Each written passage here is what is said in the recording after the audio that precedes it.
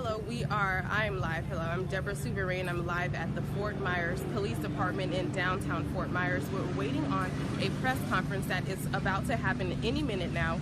It was supposed to start at 11:45. Southwest Florida Crime Stoppers Coordinator Trish Rout and Police Chief Dennis Eads will be speaking today about a unsolved high-profile crime. We're not exactly sure which case they will be discussing today, but we're just waiting on someone to come out now and come out to us. I want to turn the camera around to give you guys a look at what's going on now. Just give me 1 second. We're going to turn this around for you. So right now we're all just waiting for this presser to begin. And again, it's going to be on a high-profile case that the Fort Myers Police Department is working on at the moment. Yeah, that's why.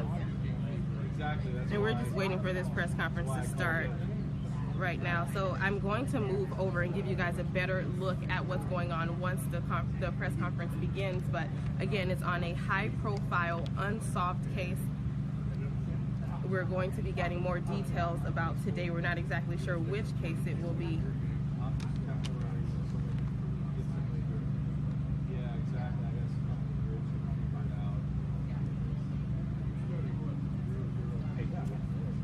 Yeah. Yep.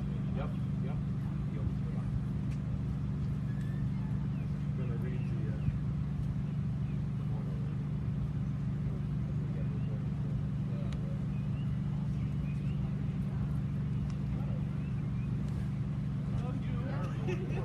And again, we're just waiting on this presser to start from Fort Myers PD's headquarters in downtown Fort Myers.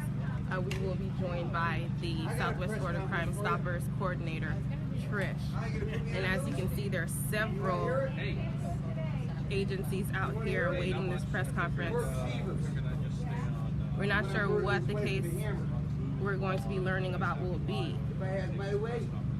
I see we have a few people commenting, tuning in. Well, they haven't even come out yet, and it's already 11. Angel Vega Sr. I'm not sure which case it's going to be, but just stay tuned. We'll be finding out very shortly.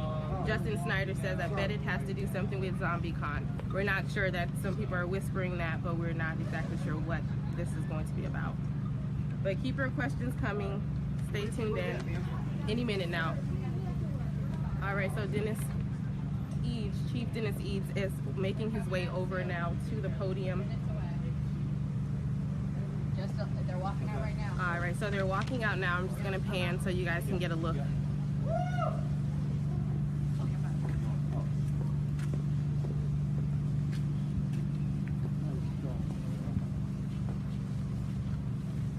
morning, everybody. I want to thank you guys all for coming out here. I know it's a little bit hot, so we'll try and make this real quick for you. I'm going to take you back to October 17th, 2015. Probably one of the worst nights that we can remember in Fort Myers history. ZombiCon, 20,000 people, just a few blocks away from here. A young man was murdered, Xavier Taylor, 20 years old, innocent victim, totally innocent victim. 4 other individuals were shot that evening. I'm going to bring you guys One of the closer. most unfortunate events in our history. Right after the shootings, we received hundreds of tips, both tips that were directly given to the Fort Myers Police Department and tips called in Crime Stoppers. And when I say hundreds of tips, the phone lines were ringing off the hook, which is exactly what we want in this type of situation. The Fort Myers Police Department has done a phenomenal job at looking at every single tip that has come in over these last 7 months. However, due to their extensive investigations, we have narrowed that tip down to one tipster. What we are trying to do, what we are hoping to do at this point, is to reach out to that one person who called in and provided information which the Fort Myers Police Department and Crime Stoppers feels to be very credible and can move this case forward, hopefully to an arrest in the very near future. Here's what we need. We know there's a ton of people that called in. This one particular tipster, now let me back up just a little bit. With Crime Stoppers, we absolutely do not know who you are. You are completely anonymous. So we have no way of getting in touch with that tipster. We don't know who they are, but they do have a code number. Most of the tips that we received were right after the shooting, between the 17th and let's say the 20th of October. This particular tipster called in between the 11th and the 12th of November. So we're asking that tipster, if you're out there and you called in during that time frame, not immediately after the shooting, but right after that time frame, we need you to call us tomorrow on the Crime Stoppers hotline on Wednesday between 9 a.m. and 3 p.m. You'll be talking to myself or Jackie Santiago. We have some questions for you, and we think that the information that you have, that this one tipster has, is going to be critical in moving this case forward. We just need to talk to you. You will remain completely anonymous, but we know that there's one person out there, one person that can make all the difference. The Taylor family deserves justice. They deserve closure. They deserve to know that the person who shot Expavius is behind bars. The families of the 4 other men shot need justice, and I think our community as a whole needs and deserves justice in that case. So please, if you are that one person, we desperately need to hear from you. If you can call us tomorrow between 9 a.m. and 3 p.m., that number is 1-800-780-8477. Again, you'll be speaking locally with our staff locally. We have some questions for you, and it is important to remember that there's a $1,000 reward from Crime Stoppers, but between the Fort Myers Police Department and the FBI, there's an additional $35,000 in rewards. So that's $36,000 for a phone call, for a simple phone call that you could make all the difference in solving this case, one of probably the biggest cases in our community's history. Chief Eads? Thank you, very good. Trish pretty much said it all. I'll be happy to answer any questions. It'll be pretty limited, but any questions you might have. Can you tell us at all what the tip or information you're looking for is? The person that did the shooting. We feel that person was a witness and knows who the individual is. Do you believe that person was at ZombiCon when this happened? I believe so, yes. Can you share with us what information the tipster gave? I'm not going to go that far. No, I don't think that's something I want to talk about right now. What specifically do you think is the reason why you think they believe that they know who the shooter is? What specific case? Because I believe they were there and they saw it. Man or woman? What's that? We have no way of knowing. They just have an ID number through Crime Stoppers. We have no idea who it is. Did they make an Otherwise, we just contact them and say, hey, we need some more information. That would be obviously great, but we don't. Sorry, why have this tipster call like tomorrow instead of say right now? Because we do our call-in days on Wednesdays between 9 a.m. and 3 p.m. And so that's when you're going to get somebody local. That's when you're going to get myself or someone else that is local.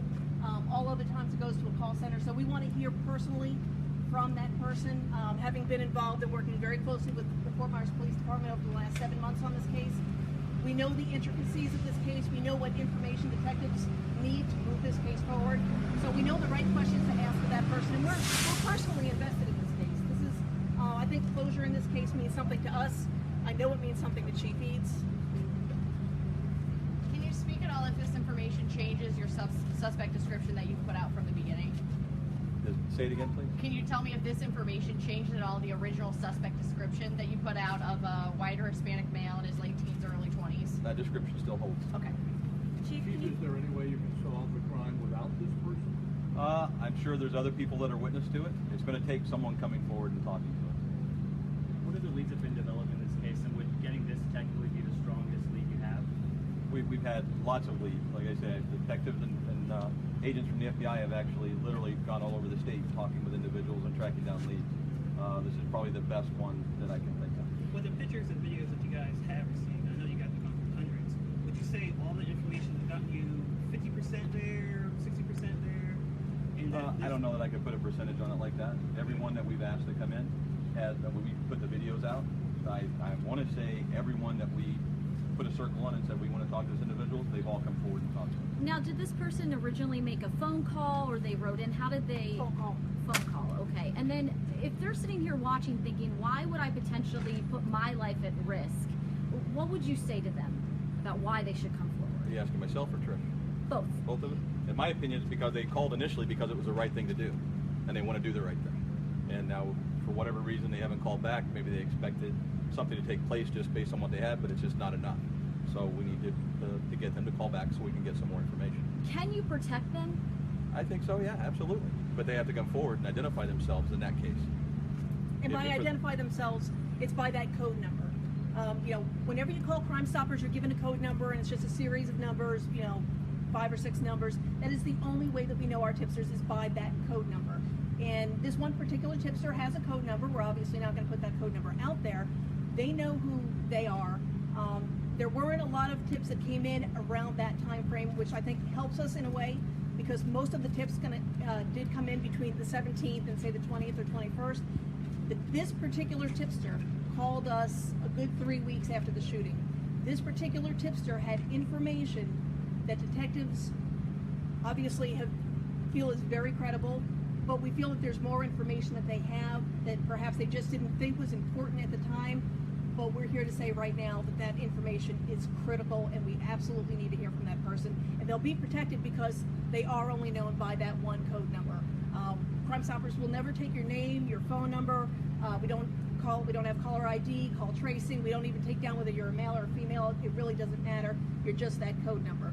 And when you pick up your reward money, and we hope in this case it pans out, that's all going to be in cash, so there'll be no tracing of who this person is. No one will ever know who this person is. Chief, can you just say kind of how you were 7 months later? Can you kind of say anything about how you got to this point to zero in on this one tipster that you want to talk to? A lot of interviews and talking to a lot of potential witnesses. Does this mean that you have a specific suspect in mind if you think that this guy's information is valuable? I'm not going to go into that at this point. But I think the individual's information is extremely valuable in closing the case. The $36,000, is that an arrest or arrest and conviction? Oh. You're talking about the reward money? Yes. It's for an arrest and conviction. Okay. Absolutely. Chief, is it fair to say that you have a suspect in mind? I think there's names that are out, yes. But we're not going to go any further than that. Any other questions? Chief, can you speak at all just in general? This investigation, obviously 7 months long, is really kind of focused in your department on one thing that everyone in the community wants solved. How difficult is it moving forward? How important is this one call to changing this department? Well, I mean, I think everyone wants all the cases solved, as do I, not just one in particular, but this one is one that we're working on, and we have viable information that we want to move forward. And without talking to this person, it's going to take us a little bit longer to do. We obviously had a homicide yesterday. In a little bit, there's going to be some information released on that, trying to get some input back. Once that's put together, you all will get that, and we're going to be asking for your help to get that on the news so everyone can see. Have you still been in touch with the victims? Is there anything that they want to say to this tipster to kind of maybe push them forward? We haven't asked for that yet, but yes, the victims have been in contact. We've been in contact with them. Not all of them, but off and on, different ones. Trish, is there anything outside of tomorrow from 9 to 3 if this person, it wants to share but isn't able to in that way? Is there another option for them? Every Wednesday between 9 a.m. and 3 p.m. it's a secure hotline, and that's why we do that once a week. I don't want to give them my personal phone number, only not because it would be a problem for me. That's absolutely no problem. But I want to be able to protect that tipster at every angle. And if you call me on a sheriff's office phone line, you're going to be able to trace that call back. Our first and foremost goal is to protect that tipster. But we have to have that tipster's information. If there was ever a moment in our community where one person can make a difference, this is that moment. Where would you turn if you don't hear from this person tomorrow? Do you have a plan B? We'll just continue doing what we're doing. We'll continue probing and talking with people, and we're still still looking at video. So I told the majority of you at one point, it's going to take months to go through all the video that we have. And it's not like it's a frame by frame, view. It's not just sitting down and watching it play. You have to go through and analyze it very, very carefully. So investigators are still going through all the video? We're still researching and looking at video again. Yes, absolutely. And, all right. And I know you mentioned that you think you could protect possible tipster, but how would you go about doing that? Well, if they remain anonymous, then no one knows who they are. They don't need any protection. If they decide to come forward and give their name and do all this stuff, then we would take steps to protect them, and we would work with them to make that happen, whatever that took. But they have absolutely the choice to completely stay anonymous. Absolutely. 100%. All right, thank you. Thank you.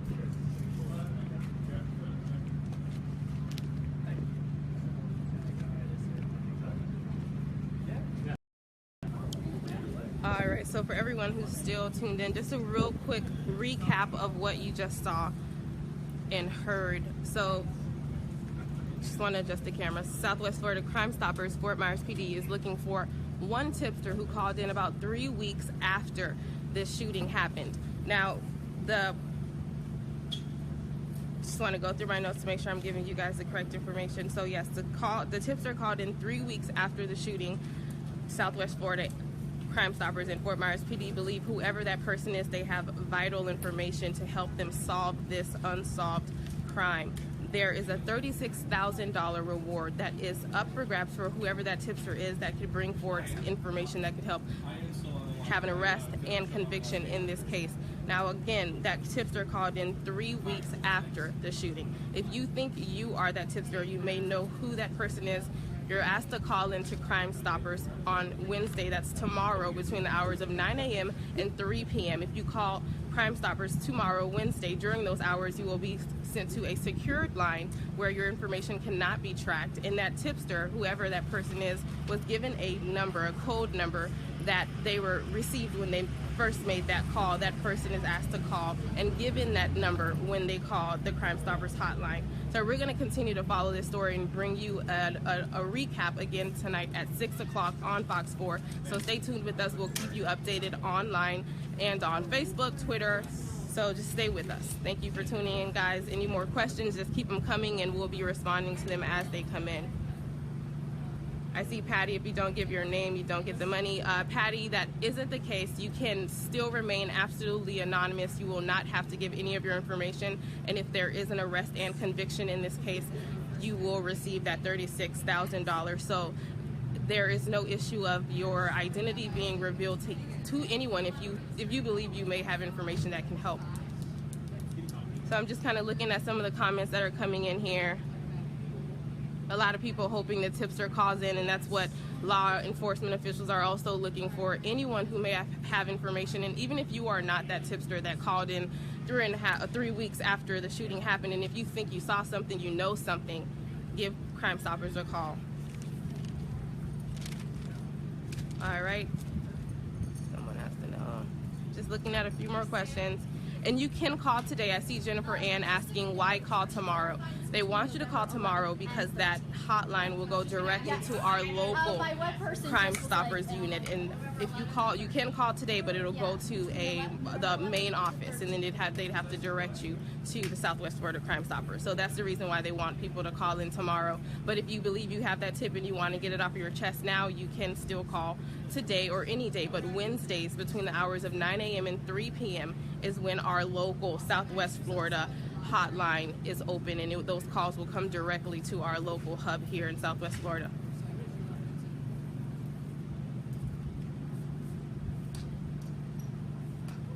Just looking for any other questions that people may be asking.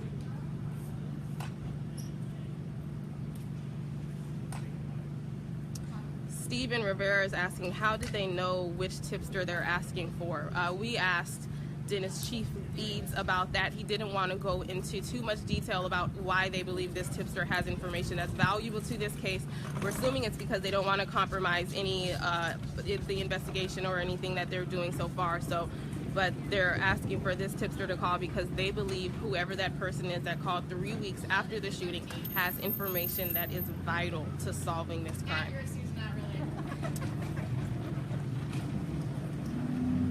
All right, guys, so I'm going to log off now, but again, we're going to keep you updated on the new information that we learned today, and we'll be having a story tonight on our 6 o'clock broadcast on Fox 4. Thank you.